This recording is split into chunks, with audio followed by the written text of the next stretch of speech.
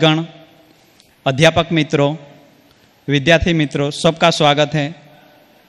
और इसके साथ इस सभागार में उपस्थित सबका मैं तहे दिल से स्वागत करता हूँ, हृदय से उनका अभिवादन करता हूँ। खास विशेष करके इस सत्र के अध्यक्ष श्री प्रोफेसर दिलीप आसर सर का मैं स्वागत करता हूँ, जो सेवानिवृत्त प्रोफेसर एवं प्रिंसिपल है, वह जामनगर से पधारे हैं। साथ ही उनको मैं निवेदन करूँगा कि वह अपने मंच पर आए और अपना स्थान ग्रहण करें। आसर सर। विश्वविद्यालय के सहायक आचार्य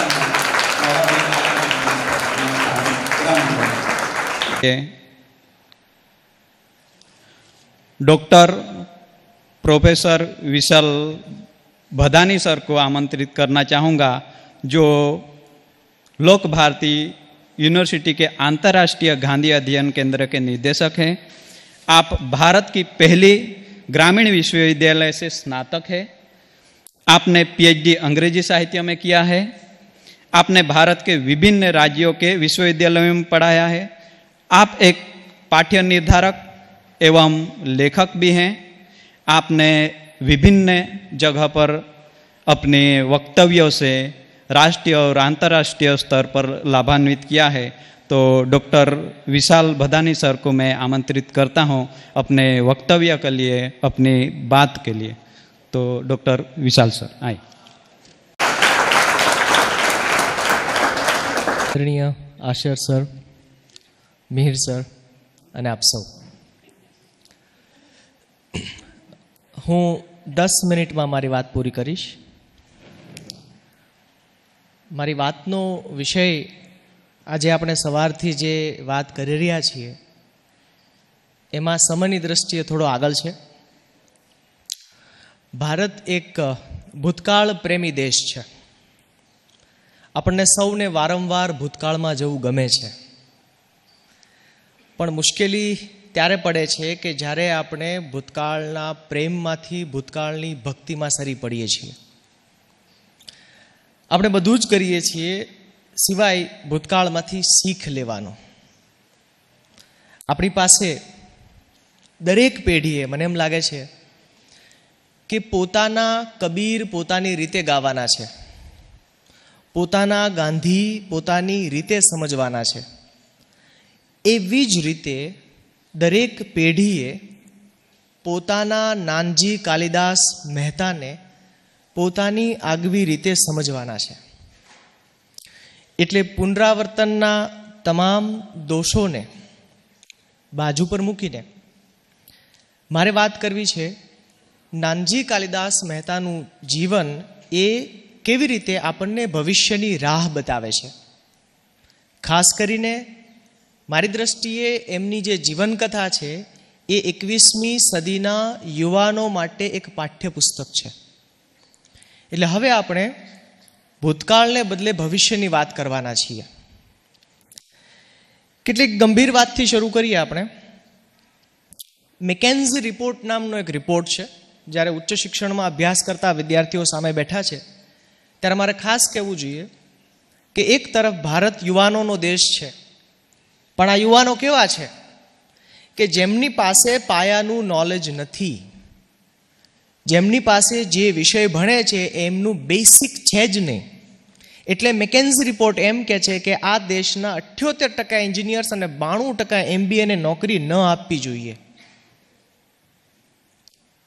હવે આ તો કેટલી મોટી સમસ્યા છે। આ સમસ્યાને આપણે કેવી રીતે એડ્રેસ કરીશું? ખાસ કરીને બાપુજીના જીવનના સંદર્ભમાં શું આપણને ત્યાંથી કંઈ મળશે કે જે આપણને આ સમસ્યા ઉકેલવામાં મદદ કરશે? મારી દ્રષ્ટિએ ચોક્કસ એમાં મદદ મળી શકે। 6 બાબતો છે જે આજના યુવાનોમાં ખૂટે છે। 6 બાબતો। પહેલું, એકાગ્રતા। ગોલ્ડફિશ સમુદ્રમાં રહે છે, એની એકાગ્રતા 10 સેકન્ડની છે, જ્યારે આપણી 8 સેકન્ડની થઈ ગઈ છે। કારણ કે આપણે ઇન્સ્ટાગ્રામની 20 સેકન્ડની રીલ્સ જોવા ટેવાયા છીએ। હવે આ 20 સેકન્ડની એકાગ્રતા સાથે ભારત વિશ્વગુરુ બનવાની કોશિશ કરે તો એ સ્વપ્ન જ છે. બીજી મુશ્કેલી છે વ્યસનો. ભારત દેશ બહુ ઝડપથી વ્યસનની દ્રષ્ટિએ દુનિયામાં અગ્રેસર બનવા જઈ રહ્યું છે. ત્રીજી સમસ્યા છે કે આપણા યુવાનોને હંમેશા બહારથી મોટિવેશનના ઇન્જેક્શન્સ જોઈએ છે. એનું પોતાનું આંતરિક સત્વ નથી. હવે આ દરેક જે ખોટ છે આપણી, એના સાપેક્ષમાં આપણે નાનજી કાલિદાસ મહેતાનું જીવન જોતા જઈએ તો આપણે ખ્યાલ આવે કે અઢળક સંપત્તિ પર નિર્વ્યસની જીવન, કેટલું ફોકસ પોતાના કામમાં. એ લખે છે કે મને યાદ નથી કે મેં મારા પરિવાર સાથે 12 મહિના એક સળંગ ગાળ્યા હોય. આપણે એ નાનજી કાલિદાસ મહેતાના સીધા વૈચારિક વારસદારો છીએ. અને જ્યારે આપણે આર્ય કન્યા ગુરુકુળ પોરબંદર સૌરાષ્ટ્ર કે ગુજરાતના વતની હોઈએ ત્યારે આપણી એ વિશેષ જવાબદારી બને છે કે આ લેગેસીને, આખી પરંપરાને આપણે મલ્ટીફોલ્ડ વિસ્તાર કરીએ. એનો માત્ર એના ગુણગાન ગાવાથી પચશે નહીં વાત. એટલે મેં શરૂઆતમાં કહ્યું કે ભારત એ ભૂતકાળ પ્રેમી દેશ છે, ભૂતકાળ ભક્ત દેશ છે, પણ ભૂતકાળમાંથી આપણે શીખતા કશું નથી. Lack of self analysis. હું શું છું, હું શું કરું છું, રોજબરોજનું આપણું કોઈ નિદાન છે જ નહીં. એટલે 2006માં ટાઈમ મેગેઝિન લખે છે, આ સાંભળજો. ટાઈમ મેગેઝિન આજના યુવાનો વિશે શું લખે છે? This is a story about whether an entire generation of kids will fail to make a grade in the global economy because, હવે કારણો આપે છે કે આજની પેઢી છે એ 21મી સદીના અર્થતંત્રમાં એની નિશાળમાં નિષ્ફળ જશે. કારણ કે number 1, they cannot think through their abstract problems. અમૂર્ત વિચારોમાં એ એક લોજિકલી બેસી શકતા નથી. બીજું, they cannot work in teams. સાથે મળીને આપણે કામ કરી શકતા નથી. 3-4 બૌદ્ધિકોને ભેગા કરો, એક સાથે ના રહી શકે. That's a problem. Distinguish good information from bad information. આપણા યુવાનો વોટ્સઅપ યુનિવર્સિટીમાં ફેક ન્યૂઝ શું છે અને સાચું ન્યૂઝ શું છે એ ઓળખી શકતા નથી. Or speak a language other than their own. એને પોતાની માતૃભાષા સિવાયની અને એ પણ શુદ્ધ તો આવડતી જ નથી. આ પેઢી પાસેથી આપણે એવી અપેક્ષા રાખવાની છે કે એ ભારતને વિશ્વગુરુ બનાવે. મારી દ્રષ્ટિએ આ કેટલી કડવી વાતો છે, પણ એની ચર્ચા આપણે નિરંતર કરવી જોઈએ, આવા માધ્યમોના થકી વિશેષ. 6 બાબતો છે જે આપને નાનજી કાલિદાસ મહેતાના જીવનમાંથી મળે છે. 6 બાબતો. હું કોઈ પણ કોટેશન કરવાનો નથી, કારણ કે આપણે સમય સાચવવાનો છે. આની પૂર્વેની સેશનમાં વિદ્યાર્થી શોધપત્રો રજૂ કરવા આવેલા, એટલે એમના સમયમાં પણ મેં કાતર મૂકેલી, તો અમારા સમયમાં કેમ નહીં. પહેલી બાબત આજના યુવાનો આવતીકાલ માટે ગઈકાલના નાનજી કાલિદાસ મહેતા પાસેથી શીખી શકે એ છે ફિયરલેસનેસ. પોરબંદરની ધરતીના 2 વ્યક્તિઓએ આખા જગતને અભય આપ્યો છે. એક મોહનદાસ કરમચંદ ગાંધી અને બીજા નાનજી કાલિદાસ મહેતા. નિર્ભયતા.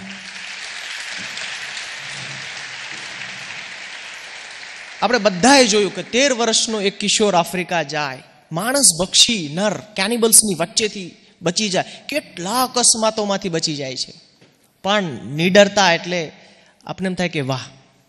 બીજી વસ્તુ, હાર્ડવર્ક અને ફોકસ. કેટલું હાર્ડવર્ક આપણે અગાઉના વક્તવ્યમાં જોયું, 50 માઇલ ચાલી શકે એટલું. આપણાથી 48 સેકન્ડ રાષ્ટ્રગીતમાં ઊભું રહી શકાતું નથી, આપણે બેભાન થઈને પડી જઈએ છીએ. રાઈટ? કેટલું હાર્ડવર્ક, કેટલું હાર્ડવર્ક.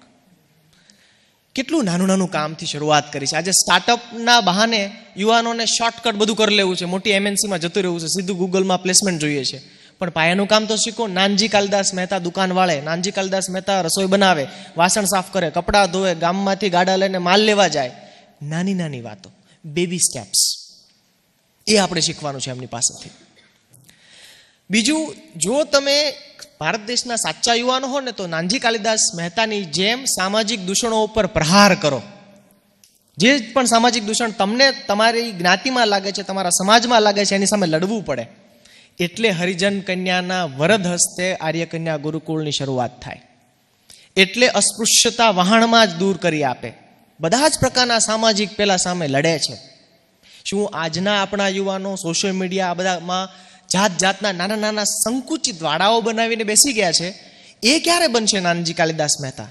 એટલે મારી અત્યારે અરજ એ છે કે દરેકે પોતાનો નાનજી કાલિદાસ મહેતા જે પોતાની અંદર છે જ એને બેઠો કરવાનો છે.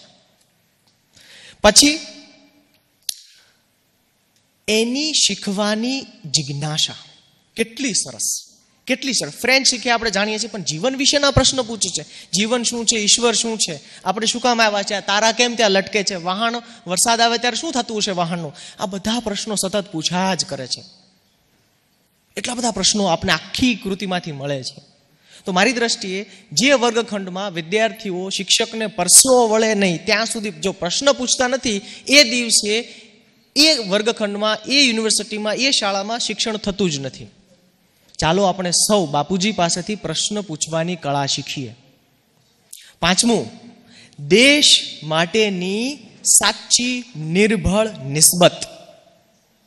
નિસ્બત વાળો માણસ કેટલા હજારો લોકોને પોતાની સાથે લઈ જાય, કામે ચડાવે, જરૂર પડે પૈસા આપે. ગુજરાતી પુસ્તક છે મારી અનુભવ કથામાં, એમાં તમે છેલ્લા 40 પાના વાંચો તો એણે લગભગ ભારત દેશની તમામ સમસ્યાઓ વિશે લખ્યું છે. ઇમ્પોર્ટ એક્સપોર્ટનું આપણે કરવું જોઈએ, ગંદકી વિશે આપણે કામ કરવું જોઈએ, શિક્ષણ વિશે આપણે આ કરવું જોઈએ, ચા, કોફી, બીડી, સિનેમા, એમ કે છે આ બધા બેન કરવા જોઈએ આપણે. કેટલી નિસ્બત દેશના ઝીણામાં ઝીણા પ્રશ્નમાં રસ લે છે. જેટલા મિત્રો અહીં બેઠા છે, કાલ સવારે તમારા ક્લાસરૂમમાં પૂછજો, આપણા ભારતની હમણાં ચૂંટણી ગઈ છે, વિધાનસભા શું છે, લોકસભા શું છે, કેટલાને શું ખબર છે?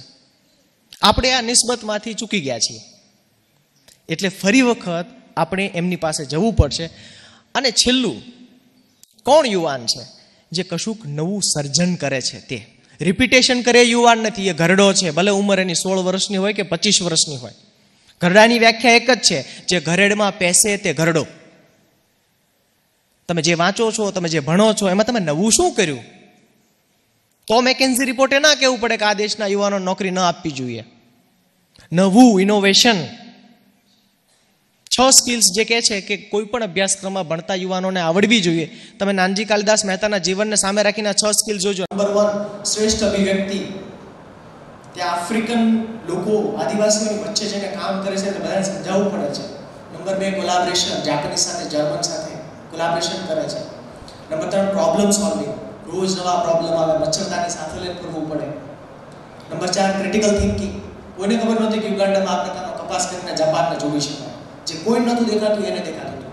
That is critical thinking. 5મું એ છે ઇનોવેશન.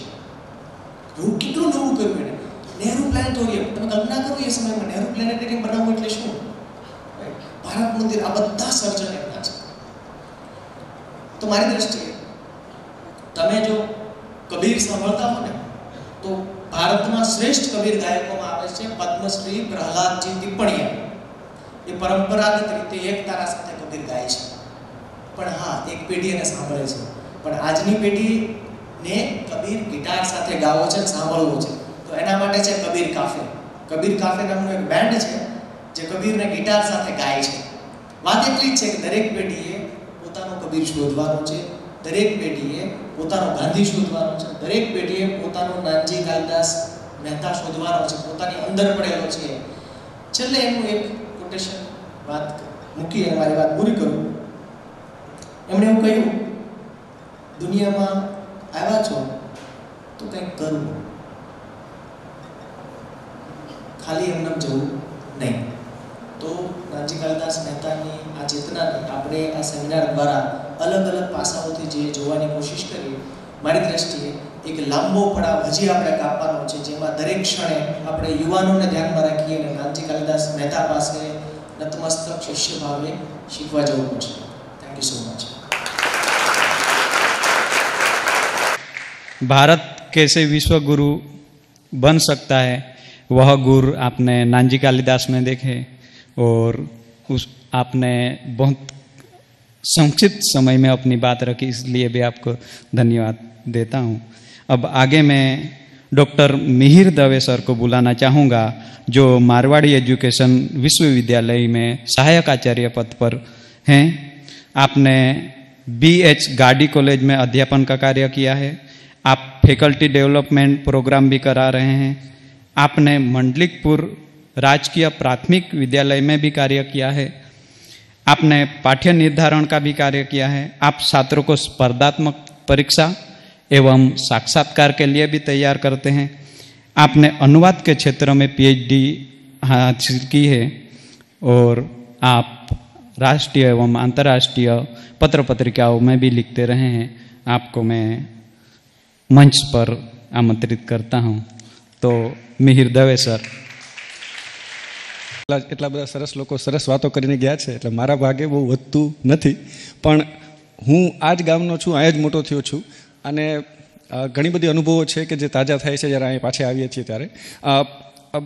બે વાત મારે ટૂંકમાં કરવી છે અને વિશાલભાઈ કીધું કે હું 10 મિનિટ લઈશ, હું પ્રોમિસ કરું છું કે હું 5 જ મિનિટ લઈશ and I will not go beyond 5 minutes. I can see your faces and I will not be cruel at all.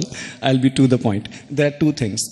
Conference અને સેમિનાર્સનું જ્યારે આયોજન થાય છે ત્યારે સૌથી વધુ જેને એક્સપોઝર મળે છે, જેનો મેઇન હેતુ હોય છે કે નાના વિદ્યાર્થી ભાઈઓ અને બહેનોને એક્સપોઝર મળે, એ શીખે કે રિસર્ચ શું છે, કોન્ફરન્સ શું છે.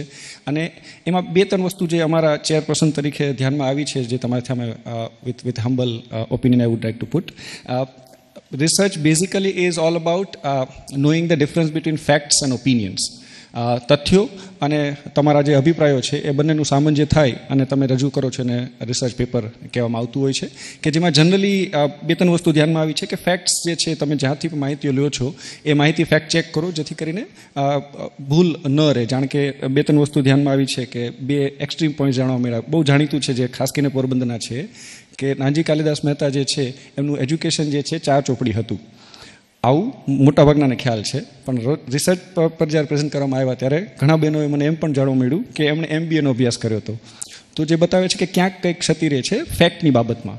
તો આ ઉપર કામ થઈ શકે, ફેક્ટ્સ જોઈએ. બીજું છે ઓપિનિયન. હવે ઓપિનિયનની જ્યારે વાત આવે છે ત્યારે અમુક જનરલ ઓપિનિયન હોય છે, જેમ કે જો મહેનત કરશો તો એનું ફળ મળે છે. જીવતું જાગતું અને ઉજ્જવળ ઉદાહરણ છે નાનજી કાલિદાસ મહેતા.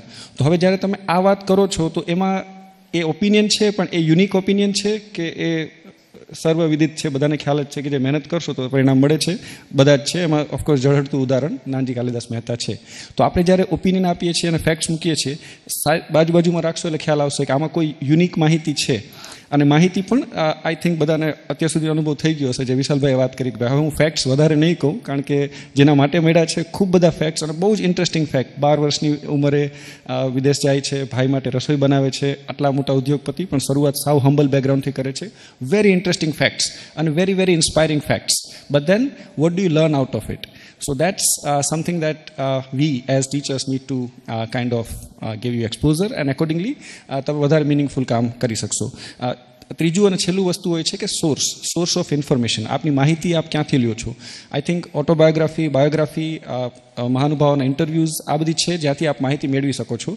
એક બીજો સોર્સ છે, જ્યારે વિશાલભાઈ છે ત્યારે હિસ્ટ્રી 2 પ્રકારની હોય છે. એક છે છપાયેલી હિસ્ટ્રી અને બીજી હોય છે ઓરલ હિસ્ટ્રી, મૌખિક હિસ્ટ્રી. ખાસ કરીને જે પોરબંદરના મિત્રો છે એ લોકોને 2 વસ્તુ છે. મને એમ હતું કે આ તો બધાને ખ્યાલ જ હશે, એટલે મને ખબર હતી, પણ મને એમ કે આ કહેવાની જરૂર નથી. પણ આજ સવારથી હું બેઠો છું, આ 2 વસ્તુ મારા ધ્યાનમાં નથી આવી, જે સાંભળીને હું પોરબંદરમાં મોટો થયો છું. એક કહેવત છે જે નાનજી સેઠ સાથે ખૂબ જોડાયેલી છે, ખાસ કરીને મારા જેવા છોકરા જે એવરેજ સ્ટુડન્ટ્સ હતા, જે ભણવામાં ખરાબ હતા, અને પોતાના જસ્ટિફિકાઈ માટે બીએડમાં જે કહેવાય છે બચાવ પ્રયુક્તિ માટે વાપરતા કે ભાઈ જે ભણે ને એ તો ભીખ માગે, ન ભણે ને નાનજી સેઠ થાય. સાંભળ્યું છે? હું તો આ સાંભળીને મોટો થયો છું. એટલે કદાચ બહેનોએ નહીં સાંભળ્યું હોય, કારણ કે બહેનો જનરલી સિન્સિયર હોય છે ભણવામાં, બધા ઘરના કામમાં હોય કે ભણવાના કામમાં હોય. હું છોકરો છું અને નવયુગ જેવી મજાની શાળામાં ભણ્યો છું, ત્યાંના બેકગ્રાઉન્ડમાં આ બહુ ચર્ચિત હતું. અને મારા મોટાભાગના મિત્રો જે છે એવા બેકગ્રાઉન્ડમાં આવતા જેની પાસે આ ઓપ્શન હતો. આ એક કહેવત કે જે ખૂબ પ્રચલિત હતી, અને નાનજીદા જે 4 ચોપડી ભણ્યા હતા એને હાઇલાઇટ કરવામાં આવે, પણ એ એટલું ઓછું ભણવા હોવા છતાં જે કર્યું છે એ ક્યારેય ડિસ્કશન અમારા જેવા છોકરા ન કરતા, બિલો એવરેજ છોકરાઓ. આ એક. બીજું જે સાંભળ્યું હતું પણ તાળો આજે આવ્યો એટલે મળ્યો, એ પણ એક એટલું જ પ્રચલિત છે પોરબંદરમાં. એ છે 3 જ્ઞાતિ વિશે: મેર, વાણિયા અને લુહાણા. બાકી બધા સાંભળ્યું છે કે આ 3 જ્ઞાતિઓ છે, ડોમિનન્ટ છે, એ લોકો પોતાનું જગ્યા બનાવે છે, બાકી બધા સલવાણા, ફસાયા. હું 3માંથી એકેય નથી, એટલે હું ફસાયો એવું લાગતું હતું, પણ સમજાતું નહીં આનું લોજિક શું હતું.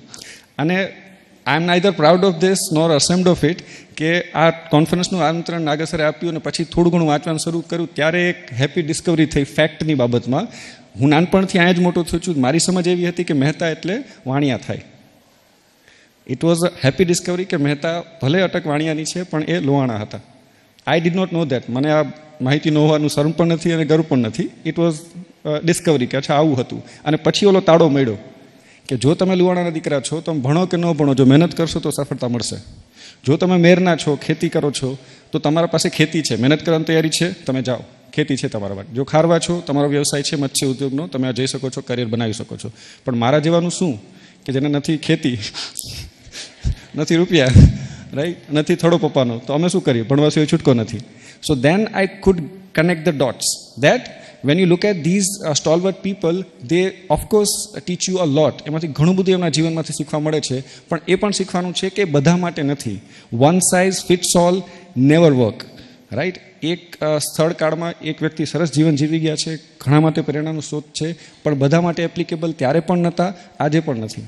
એક અને છેલ્લી વસ્તુ જે ખૂબ ધ્યાનમાં આવે છે, ખાસ કરીને જ્યારે બહેનોની સંસ્થામાં આવીએ છીએ, વિમેન એમ્પાવરમેન્ટ, નાનજી કાલિદાસ જેવા ઘણા બધા મહાનુભાવો છે જે બહેનો માટે ખૂબ બધી સંસ્થાઓ કરી ગયા, આજની તારીખે દાન આપે છે અને મોટિવેટ કરે છે. અને વસ્તુ એ છે કે સોનામાં સુગંધ ભળે એવું થાય છે. બહેનો દીકરીઓ આમ પણ, હું મહિલા કોલેજમાંથી મારું કરિયર શરૂ કર્યું છે, 3 વર્ષ ભણાવ્યું છે. અને એઝ અ ટીચર ઇન મહિલા કોલેજ તમારે ખાલી કન્ટેન્ટ ઉપર ધ્યાન રાખવાનું હોય, ડિસિપ્લિનના પ્રશ્નો 99% ન હોય. દાખલો મેન વિશાલભાઈ હમણાં જ જોયો કે થોડી ઘણી વાતો થાય, મેડમ આવીને એક ઇન્સ્ટ્રક્શન આપે કે જો અવાજ થયો છે તો હવે જોઈ લેજો, અને અવાજ બંધ. આવો અમારા મારવાડીમાં, રાઈટ. સો ભાઈઓનો પ્રશ્ન અલગ હોય છે, ભાઈઓની આઈડેન્ટિટી ક્રાઇસિસ અલગ હોય છે. અને જ્યારે વિમેન સશક્તિકરણ થાય છે એની કોરોલરી એ પણ છે કે ભાઈઓ જે છે જેને સૌથી વધુ આઈડેન્ટિટીની જરૂર છે, સૌથી વધુ પ્રશ્નો જે છે, કારણ કે બહેનો પાસે એક મોટો ઓપ્શન હંમેશા રહેશે અને એ છે ઘર સંભાળવાનો. આ કોઈ પણ રીતે નાની બાબત નથી, પણ એ ઓપ્શન હંમેશા રહેશે. તમે ભણી શકો છો, સારો કંઈક ઓફિસર બની શકો છો, સારું કારકિર્દી બનાવી શકો છો, well and good. In case નથી થતું, તમારી પાસે ઘર સંભાળવાનું એક ઓપ્શન છે, જે બહુ સારો અને વ્યવસ્થિત ઓપ્શન છે, એમાં કોઈ નાનક વસ્તુ નથી. ભાઈઓ પાસે ઓપ્શન નથી અને એ લોકોને શીખવાડવામાં આવતું નથી કે હવે શું કરશો. જો ધંધો કરવા માટે મારા જેવા છે કે જે એવા પરિવારમાં થયા છે કે નથી ધંધો, નથી ખેતી, અને ભણવામાં પણ માન લો કે જો નથી કરી શકતા તો શું કરશો. સો વેસ્ટમાં આ વસ્તુ ઉડીને આંખે વળગી એવી દેખાવા માંડી છે. Men are called endangered species. પુરુષ નામનું પ્રાણી છે એ લુપ્ત પ્રજાતિમાં આવતું જાય છે. વેસ્ટમાં તો આ ઉડીને આંખે દેખાવા માંડ્યું છે. પુરુષો પોતાની જવાબદારીમાંથી ભાગે છે. પુરુષ હોવાના નામે LGBTQ ક્લબ છે, ટ્રાન્સજેન્ડર છે, એમાં કૂદકે અને ભૂસકે વધારો થાય છે. અને એ બાયોલોજીકલ ફેક્ટ નથી, સાયકોલોજીકલ ફેક્ટ છે, રાઈટ. એ પોતાની જવાબદારીથી ભાગે છે અને મોટિવેશન નથી મળતું, રાઈટ. પુરુષોત્તમના જે હતા, આપણું બહુ જ જાણીતું સૌરાષ્ટ્રનું છે કે જનની જણ તો ભક્ત જણ, કા દાતા કા સૂર. હવે ભક્તિ જે છે એ અલગ રીતે જોવામાં આવે છે. સુરવીરતા જે છે એ દરેક વખતે પોસિબલ નથી. અને દાતારી, ખાસ કરીને મારા જેવા ગરીબ બ્રાહ્મણ માટે ઓપ્શન જ નથી, રાઈટ.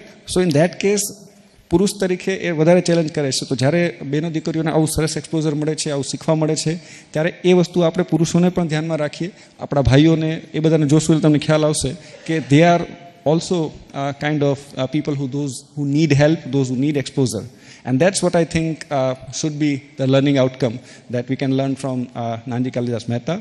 દરેક સમયમાં, દરેક યુગમાં આવા કોઈ વ્યક્તિ હશે જે સરસ કામ કરી જાય છે, પ્રેરણાનો સ્ત્રોત બને છે, પણ એ મોટાભાગના હાજર અહીંયા નથી. તો એ પુરુષોને, એ ભાઈઓને આપણે ધ્યાનમાં રાખીને જો કરી શકીએ તો I think it will be a good initiative which I am definitely going to try in my university. But if we can extend it to the male part of the world, I think it will be a good initiative. So these are some of my random thoughts. I hope I made some sense. So thank you all. अब मैं इस सत्र के अध्यक्षीय उद्बोधन के लिए professor Dilip आसर sir को बुलाना चाहूँगा. आप जामनगर आर्ट्स कॉलेज के सेवानिवृत्त प्रिंसिपल एवं हिंदी के अध्यापक हैं. आपने 32 साल तक हिंदी प्रिंसिपल के पद पर कार्य किया. आप अभी कई संस्थानों में मानद सेवा दे रहे हैं. आपको राष्ट्रपति के द्वारा सम्मान मिला है. आपको शिक्षा के क्षेत्र राज्य भर में महत्वपूर्ण योगदान के लिए 2015-16 का the open page educator award से राज्यपाल के हाथों सम्मानित किया गया. तो अध्यक्षीय उद्बोधन के लिए दिलीप आश्रय सर को मैं आमंत्रित करता हूँ, वो आए और अध्यक्षीय उद्बोधन से हमें लाभान्वित करें।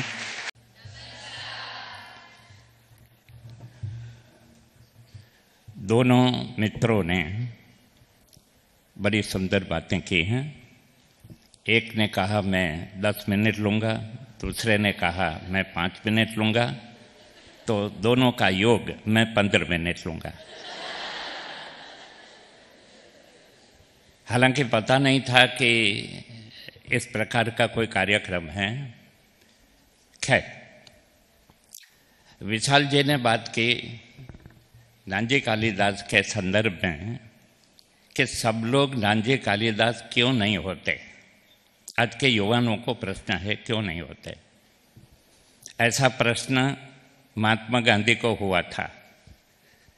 जब नाटक देखा सत्यवादी हरिश्चंद्र, तब उनके मन में विचार आया कि क्या सब हरिश्चंद्र नहीं हो सकते, और वे हुए। आप जानते हैं,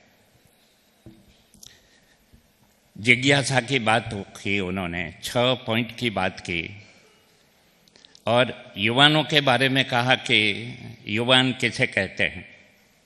दिनकर जी ने बड़ी सुंदर बात की कि पत्थर सी हो मांसपेशियां। युवान कौन है?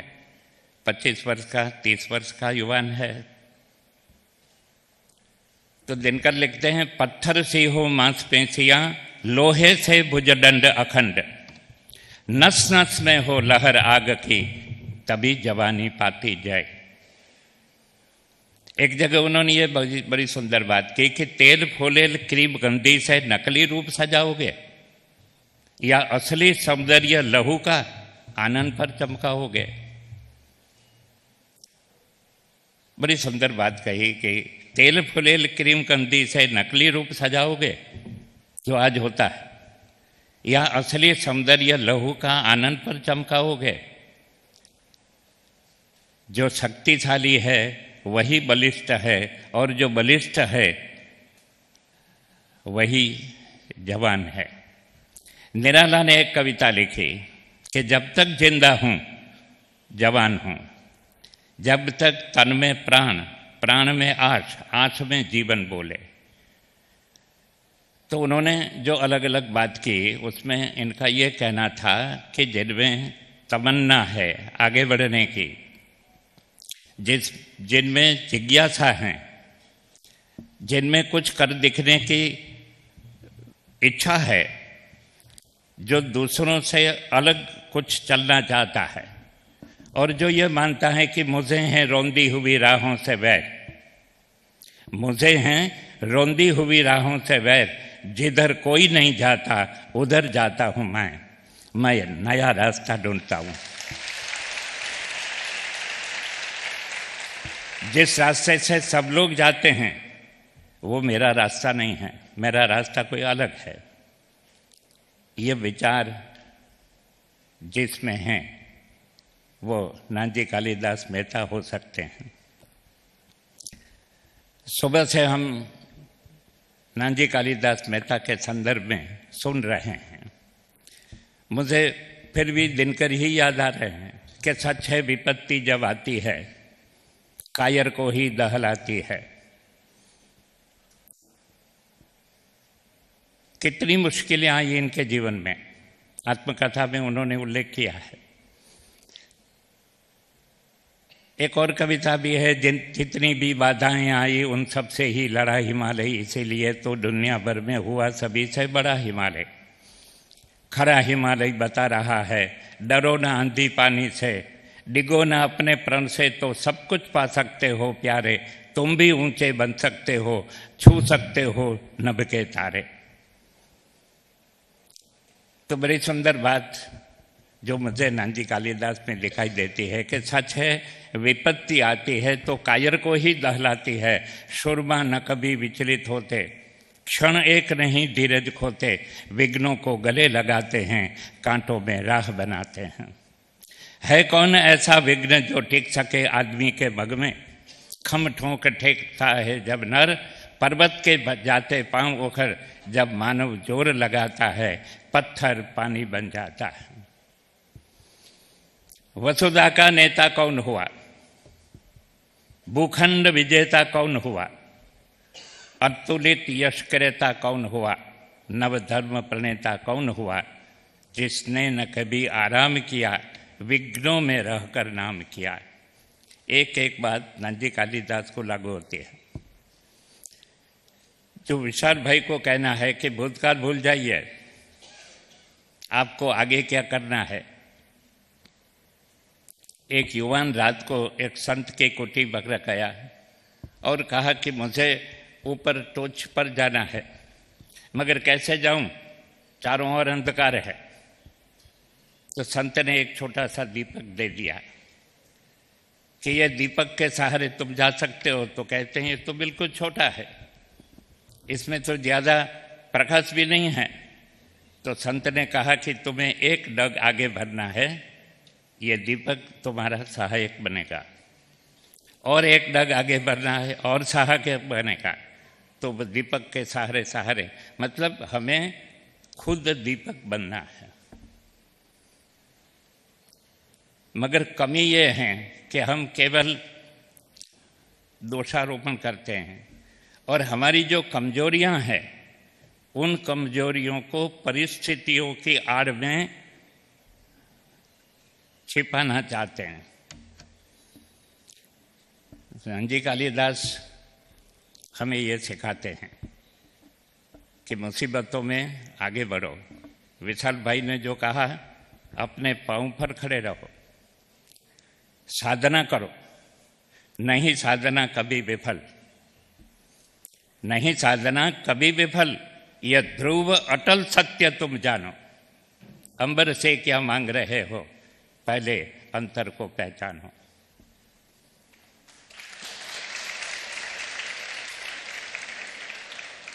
तो अंतिम बात युवानों की। उर्दू का एक शेर है कि पुरानी और नई रोशनी में फर्क इतना है, पुरानी और नई रोशनी में फर्क इतना है, उसे किश्ती नहीं मिलती, इसे साहिल नहीं मिलता। एक के पास शारीरिक शक्ति है पर दृष्टि नहीं है, दूसरे के पास दृष्टि है, अनुभव है, शारीरिक शक्ति क्षीण हो गई है। यदि दोनों मिल जाएं तो मंजिल दूर नहीं है। धन्यवाद। आपने बापूजी के जीवन को हिंदी साहित्यकारों के साथ जोड़ा, धन्यवाद फिर से। अब मैं धन्यवाद ज्ञापन के लिए अध्यापिका निमिषा मैडम से बुलाना चाहूँगा, जो धन्यवाद ज्ञापन का। Namaste everyone. Namaste. Respected dignitaries on the stage and off the stage, our respected Nagar sir, my fellow faculty members, and all my dear girls. I'm here present to propose the vote of thanks on behalf of Gurukul Mahila Arts and Commerce College. I'm really honored to be here and have this opportunity to say thanks to all our dignitaries. First of all, I would like to thank Dr. Dilip Arsha sir. As sir, you have told us so many examples. From those examples, we were able to understand our Puja Bapuji very well. So thank you very much for that, sir. And your thoughts, it shows that a true fighter can never give up. He just keep on fighting and fighting until he reaches his destination. So thank you very much, sir, for showing that. I would like to thank Vishal Bhadra sir, who has tied our Pujya Bapuji and his way of living to futuristic approach very well. Thank you very much, sir. You have shown us the path. You have shown our girls that how we can idealize our Bapuji and go forward in the future. Thank you very much, sir, for that. Last but not the least, I would like to thank Dr. Mihir Dave sir. Thank you very much for your instruction. that you have given to scholars and our students. Our students are going to get lot of use out of that. Thank you very much, sir. And I like one thing that you said that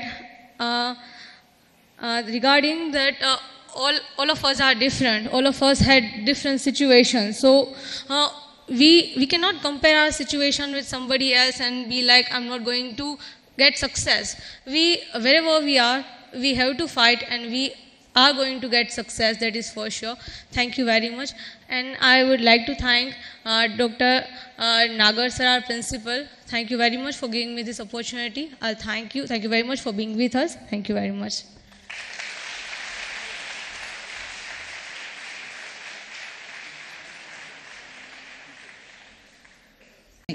मैं आप सबका हार्दिक स्वागत करती हूं और इस समापन बैठक की शुरुआत में मैं हमारे कॉलेज के आदरणीय प्रिंसिपल डॉक्टर नागर सर से नम्र निवेदन करती हूं कि इस समापन बैठक के chief guest doctor Niranjan Rajyaguru sir, हमारे अध्यक्ष डॉक्टर भद्रायु सर को कृपया मंच पर ले आए। पुत्र जिनको देश विदेश ने बड़े सम्मान और आदर के साथ खूब प्यार दिया। भारतीय संस्कृति के 4 पुरुषार्थ धर्म, अर्थ, काम और मोक्ष की महत्ता जिनमें दिखाई देती है। महान व्यक्तियों के द्वारा दिए गए अनेक उपनाम भी जिनके सामने नतमस्तक हो जाते हैं। ऐसे पूज्य कुलपिताजी राजरत्न श्रेष्ठी श्री नानजी भाई कालिदास मेहता के जीवन की कुछ अनसुनी बातों को खोजने और उनके महान कार्यों का पुनः स्मरण करने हेतु आज इस परिसंवाद का आयोजन किया गया। राजरत्न श्रेष्ठी श्री नानजी भाई कालिदास मेहता का जीवन तथा कार्य पुनर्विचार के विषय पर आयोजित इस परिसंवाद की समापन बैठक में मैं पूज्य कुलपिताजी नानजी भाई कालिदास मेहता, पूज्य कुलमाता जी, पूज्य सविता दीदी और पूज्य कुलभ्राता धीरेन्द्र भाई मेहता की दिव्य चेतना को वंदन करते हुए इस समापन बैठक के मुख्य अतिथि श्री श्री 1008 महामंडलेश्वर सम्माननीय डॉक्टर निरंजन राज्यगुरु सर, मेहता परिवार के आदरणीय जो अभी हमारे बीच आ जाएंगे, उनको याद करते हुए हमारे मेहमान श्री डॉक्टर भद्रायु सर को यहीं आप सबकी उपस्थिति में खूब हृदय से उनका स्वागत करती हूँ।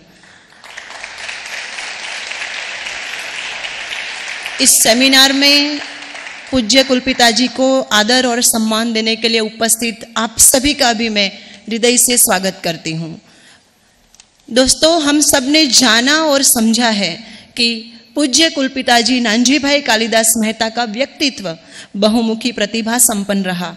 कला, साहित्य, अध्यात्म, समर्पण के प्रति उनका स्नेह उनके द्वारा किए गए हर एक कार्य में प्रतिबिंबित होता है।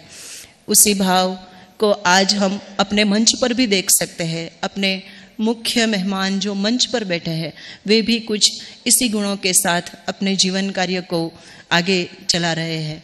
मैं एक उनका परिचय देते हुए बड़ा गौरव महसूस करती हूँ। सर, आपने हमारे गुजरात में जो संत साहित्य के क्षेत्र में जो संशोधन किया है, आपने जीवदया प्रति जो कार्य किया है उसकी विशिष्ट नोंद सबको लेनी चाहिए।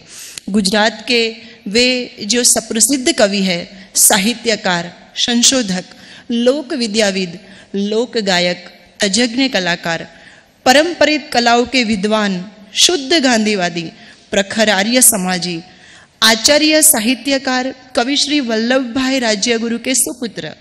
1982 में भजन साहित्य के संशोधन क्षेत्र में बहुमूल्यवान महाशोध निबंध भजनिक संत कवि दासी जीवन और कवन के शोधकर्ता, नेशनल लेवल की डॉक्टर होमी भाभा फेलोशिप, साहित्य अकादमी फेलोशिप जिनको प्राप्त हुई और कवि श्री काग अवार्ड, शिवम अवार्ड, दासी जीवन अवार्ड, भुवनेश्वरी अवार्ड, फूलछाप कला साहित्य अवार्ड 2011 जैसे अनेक सम्मान के अधिकारी और ब्रह्मर्षि गोपाल भूषण सारस्वत साहित्य रत्न जैसे बहुमान से विभूषित श्री श्री 1008 महामंडलेश्वर डॉक्टर निरंजन राज्य गुरु जी से मैं नम्र गुजारिश करती हूँ कि वे अपने वक्तव्य से हमें कृतज्ञ करें। आदरणीय निरंजन सर।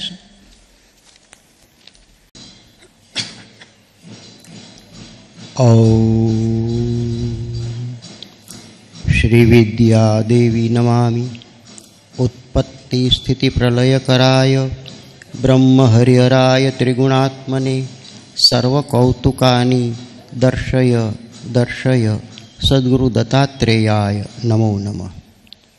चेतनाना अंश रूपे આપણે ત્યાં ભારતીય પરંપરામાં અંશાવતારની પરંપરા છે અને ભગવાન શ્રી કૃષ્ણએ એમ કહ્યું હોય શ્રીમદ ભગવદ્ ગીતામાં કે યુગે યુગે જન્મ લઉં છું ધર્મને સ્થાપવાને, તો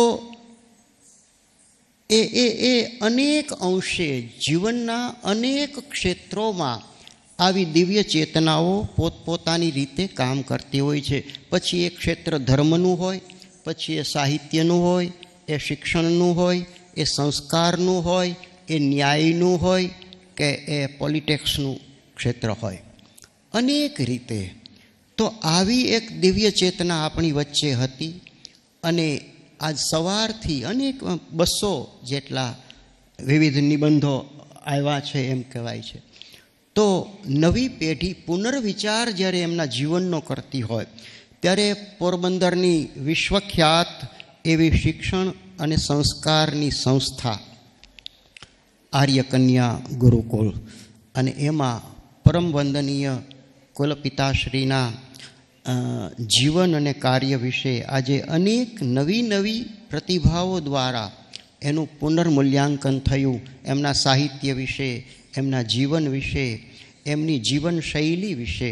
અને ત્યારે આદરણીય કલેક્ટર સાહેબે ભારતીય પરંપરા, વેદોક્ત પરંપરા અને એ મૂળ સંસ્કૃતિથી શરૂ કરીને છેક ઝાલા સાહેબે આપણી લોક પરંપરા સુધીની વાત કરી હોય, ભદ્રાયુભાઈએ વાત કરી હોય, હમણાં જ હિન્દી સાહિત્ય અને એની સાથે કુલપિતાશ્રીનું જીવન કેવી રીતે સંલગ્ન, તો એની વાત આશર સાહેબે કરી હોય. તો એમાં હું મારો નાનકડો સૂર પુરાવતો હોઉં ત્યારે અનેક ધાર્મિક, સામાજિક, સાંસ્કૃતિક અને શૈક્ષણિક સંસ્થાઓના પ્રણેતા એ આદરણીય શેઠશ્રી હતા. નામ રહંદા ઠક્કરા નાણા નહીં રહંત, કીર્તિ કેરા કોટડા વો તો પાયડા નહીં પરંત. આ આપણી એક પરંપરા છે અને એના જીવનમાં જે એક એક ક્ષણ આવી છે, ક્ષણ વચાળે સમયનું થીજી જવું, ક્ષણ વચાળે સમયનું થીજી જવું એ જ છે પરમેશનું રીજી જવું. તો જીવનની જે ક્ષણ મળી છે અને એ ક્ષણે જે કાર્ય કરવાનું છે, આપણા સંત કવયત્રી ગંગા સતી એમ ગાતા હોય કે વીજળીને ચમકારે મોતીડા પરોવી લ્યો પાનબાઈ, અચાનક ધારા થાશે. જોત રે જોતામાં દિવસો વયા જાશે પાનબાઈ, અને 21,600 ને કાળ ખાશે. જાણ્યારે જેવી આ તો એ અજાણ છે રે પાનવાઈ, ઈવલા ધુરિયાને નો કેવાય જી. ગુપ્ત રસનું ખેલ છે આયટ પટોની, તમે આટી રે મેલો તો હમ જાય જી. ધર્મની આટી, પ્રદેશની આટી, ભાષાની આટી, નાત જાત ધર્મ પંથ સંપ્રદાય પ્રદેશ ભાષા, કેટલા પક્ષ, કેટલી આંટી. અને હું નર છું કે નારી છું, હું કઈ જ્ઞાતિનો છું, હું કેટલો ભણેલો છું કે અભણ છું, આ બધી જ નામ રૂપ અને ગુણની આંટીઓ, અને એ આંટીઓમાંથી જ્યારે છૂટી જવાય ત્યારે સમાજનો ઉત્કર્ષ શેમાં છે એના માટેની આપણી દરેક પ્રવૃત્તિઓ, અને એ દરેક પ્રવૃત્તિઓ એ એમની જીવન સાધના હોય. એવી જીવન સાધના જેમણે કરેલી છે એવા એક કુલપિતાશ્રી, અને એમના જીવનનું પુનર્મૂલ્યાંકન જ્યારે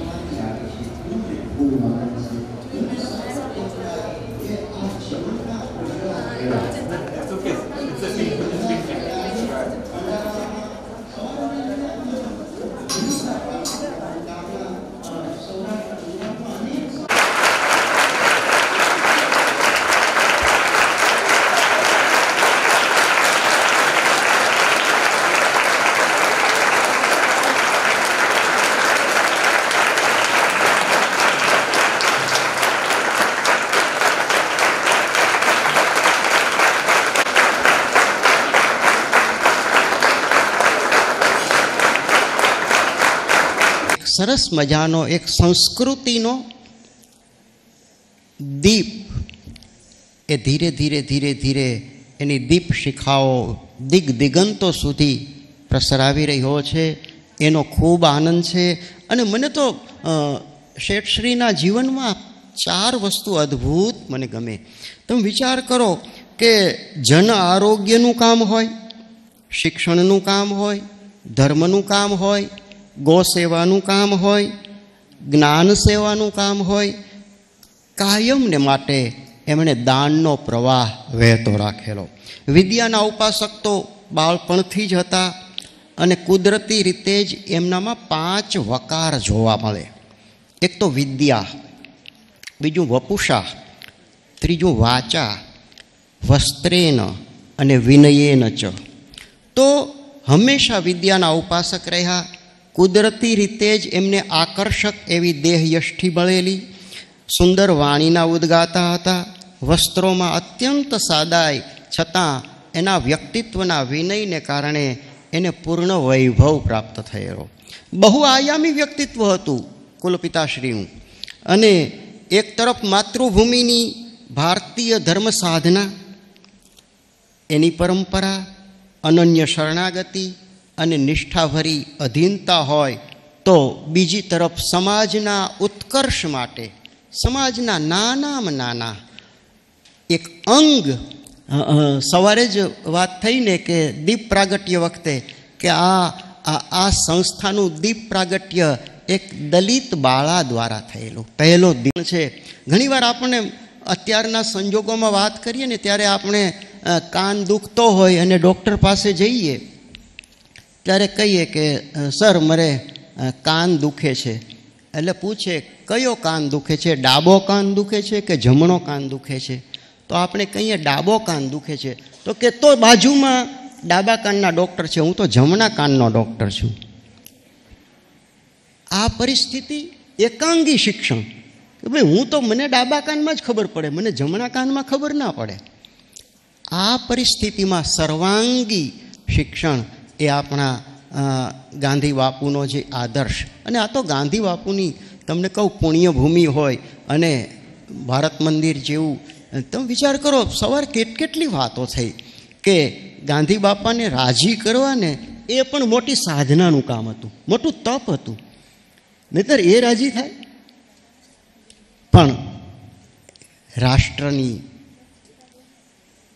કોઈ પણ જાતની આપત્તિ વેળા, પછી એ કુદરતી હોય કે માનવ સર્જિત આપત્તિ હોય કે કુદરતી આપત્તિ હોય, એ સમયે અડગ ઊભા રહેવું એ આપણા કુલપિતાશ્રીનો ધર્મ હતો. શિક્ષણમાં અને સમગ્ર જીવનમાં એમણે શ્રીમદ ભગવદ્ ગીતાની શીખ ચરિતાર્થ કરેલી. કીર્તિ મંદિર બાંધવામાં સ્વપ્નદ્રષ્ટા સર્જક એવા શેઠશ્રીએ આપણું આ આર્ય કન્યા ગુરુકુળ તો કર્યું, મહિલા કોલેજ થઈ, ભારત મંદિર થયું, નહેરુ પ્લેનેટોરિયમ થયું, મહર્ષિ દયાનંદ વિજ્ઞાન મહાવિદ્યાલય જેવી અનેક સંસ્થાઓ, એ તો પોરબંદરમાં જ વડોદરાનું કન્યા વિદ્યાલય લઈએ, ઇન્ટરનેશનલ હાઉસ મુંબઈનું હોય, આફ્રિકામાં પણ અનેક સંસ્થાઓ. તો અનેક સંસ્થાઓની સ્થાપના એમના દ્વારા થઈ. અને ત્યારે મને આપણા સંતોની વાણી યાદ આવે કે એમણે શું કર્યું. જોતા રે યમને જડિયા રે સાચા સાગરના મોતી, ઝીણા ઝીણા મોતીડા રે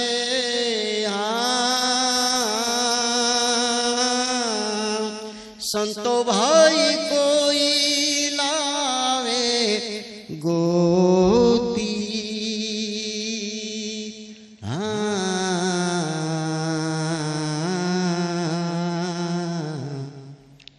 ઝીણા ઝીણા મોતીડા સમંદરમાં સ્વાતિના નક્ષત્રમાંથી જે મોતી પાકે છે, અને એ મોતી વીણનારો એ મરજીવો હોય, મરજીવો જ મોતી લાવી શકે.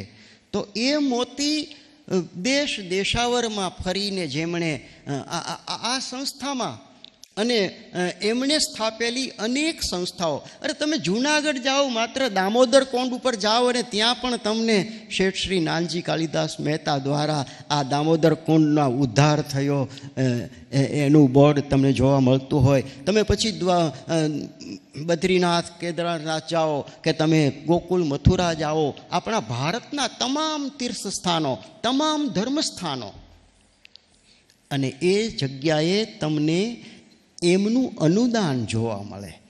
તો આ કેવી મોટી વાત છે. એમણે ભારતીય સંસ્કૃતિને જીવંત રાખી, એમણે ભારતીય સભ્યતાને જીવંત રાખી, ભારતીય ઋષિ પ્રણાલીની ગુરુકુળ પદ્ધતિ. નહીતર તો અનેક જાતની સંસ્થાઓ આપણે ત્યાં એ સમયે પણ રાજકોટમાં રાજકુમાર કોલેજ જેવી સંસ્થાઓ હતી, એંગ્લો ઇન્ડિયન.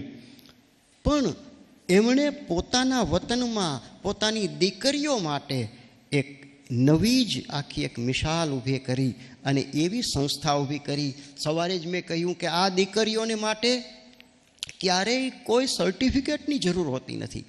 સમગ્ર જગતની અંદર કોઈ પણ જગ્યાએ કોઈ પણ દીકરાનો પિતા એમ કહેવા માગે કે મારે ત્યાં સંતાન છે અને એની સગાઈ કરવી છે, અને એમ કહેવામાં આવે કે દીકરી છે અને પોરબંદર ગુરુકુળમાં અભ્યાસ કર્યો છે, પછી એ દીકરાનો પિતા બીજું સર્ટિફિકેટ માગતો નથી.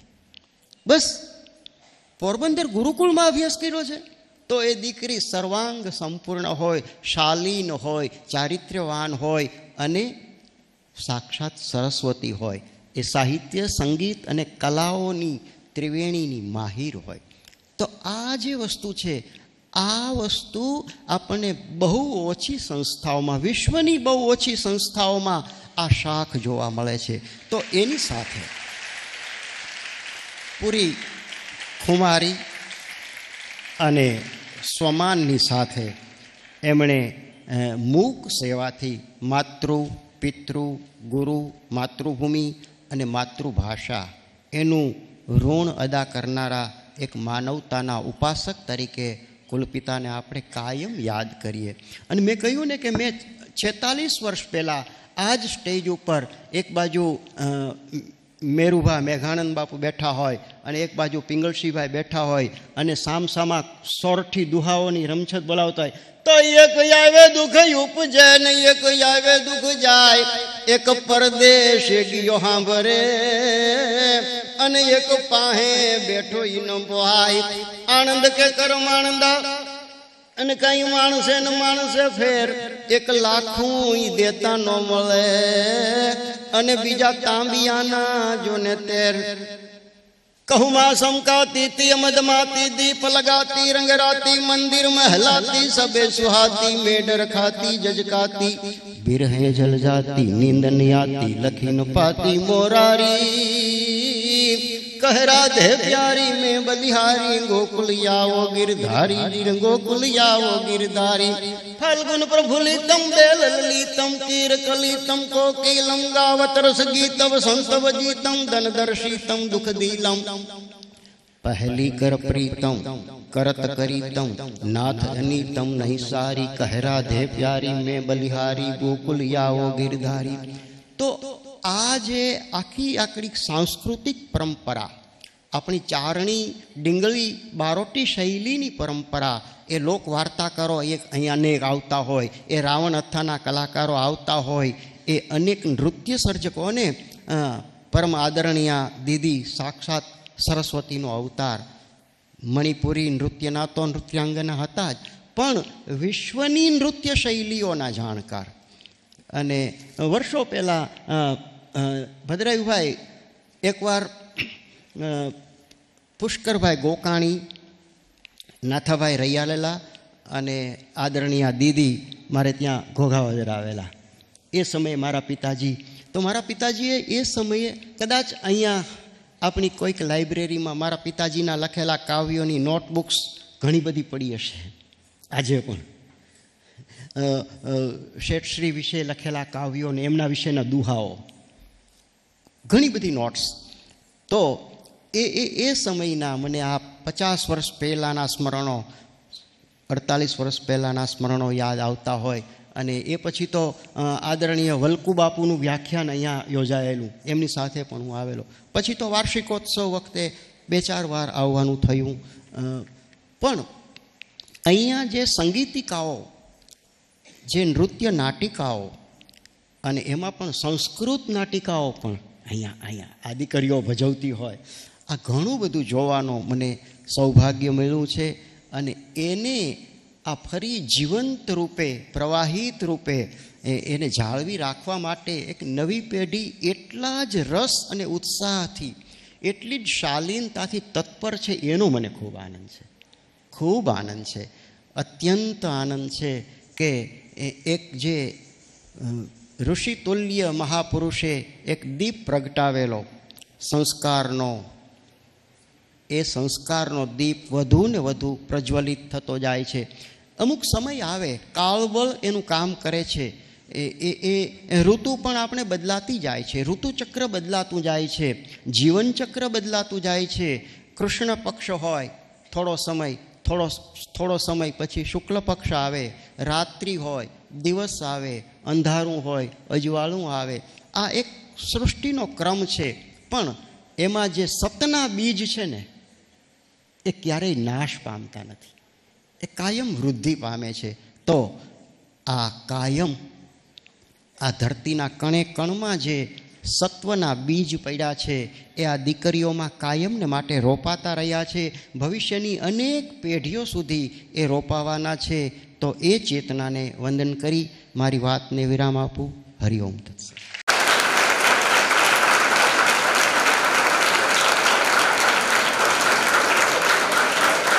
आभार सर। हमेशा समझाया है। गुरुकुल ने जब भी उनको निमंत्रित किया, उन्होंने गुरुकुल की कई बातें हमारे साथ शेयर की। जैसे हम फ़ोन करते, निरंजन सर आपको आना है हमारे यहाँ, एक हम सेमिनार राज्य लेवल, जी सर, ऑनलाइन सेमिनार में भी निरंजन सर आए थे, वहाँ भी उन्होंने डॉक्टर सविता दीदी की काफ़ी बातें हमें की थी। पहले तो थोड़ा डर लगता था कि सर को कैसे इनवाइट करें, लेकिन जब हमने उनसे फ़ोन पे बात की और उन्होंने कहा कि गुरुकुल तो मेरा परिवार है, उसमें मुझे निमंत्रण की कोई ज़रूरत नहीं है, मैं ऐसे ही आ जाऊँगा, चाहे वो ऑनलाइन माध्यम से हो या ऑफलाइन माध्यम से, मेरी उपस्थिति यहाँ बनी रहेगी। और आपको सबको बताते हो मुझे बड़ी खुशी होती है कि सर ने उस बात संत साहित्य सत्व और वाणी विषय पर अपनी जो बातें रखी थी, वो आज भी कई लोग उसकी प्रशंसा करते हैं, कई फैमिली तो स्पेशल उसके लिए जुड़ी थी। तो सर आपके हम बड़े ही शुक्रगुजार हैं, आभारी है सर कि आप जैसे व्यक्तित्व हमारे इस मंच पर है। आज पूज्य कुलपिता जी की चेतना को ज़रूर बड़ी ही खुशी हो रही होगी कि अध्यात्म क्षेत्र के एक ऐसे विद्वान इस मंच पर उपस्थित है। ऐसे ही एक विद्वान जिन्होंने अपना जीवन समाज को समर्पित किया है, जो आज हमारे इस समापन बैठक के अध्यक्ष है। मैं आप सबको बताना चाहूँगी कि डॉक्टर भद्रायु सर लोक भारती यूनिवर्सिटी के प्रथम कुलपति हैं। बायोलॉजी में वे स्नातक, साइंस ऑफ एजुकेशन में अनुस्नातक और जातीय शिक्षण के क्षेत्र में, मैं आपको बड़े ही जोर से बताना चाहूँगी कि जातीय शिक्षण के क्षेत्र में भारत के वे प्रथम डॉक्टरेट हैं। उन्होंने लाइफ लॉन्ग टीचर, सर आपको पढ़ना तो एक सौभाग्य की बात है। 35 से ज़्यादा बुक्स के ऑथर है और कई बुक्स तो ऐसी है जो बहुत बेस्ट सेलर के रूप में सम्मानित हुई है। मैं ऐसे रिस्पेक्टेड डॉक्टर भद्रायु वज्रजानी से नम्र विनंती करती हूँ कि सर इस सेमिनार की फलश्रुति के रूप आपका व्याख्यान दीजिए।